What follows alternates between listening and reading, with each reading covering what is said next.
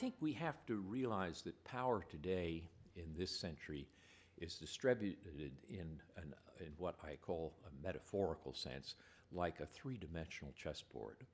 And on the top board of this three-dimensional game, the board of military power, the United States is the only superpower. It's the only country with the capacity to project military force globally.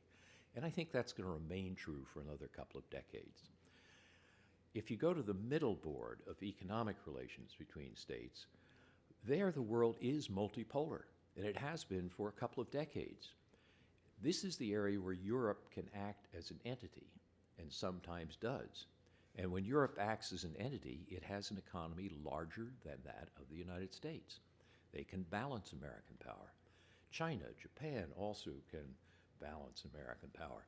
So economically, the world is multipolar, and that's not new. It's been that way for 20 years.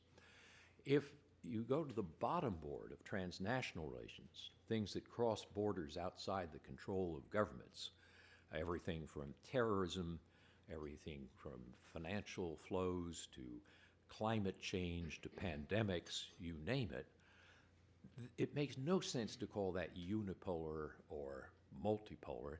Power is chaotically distributed. This is the area where these new non-state actors roam freely, if you would.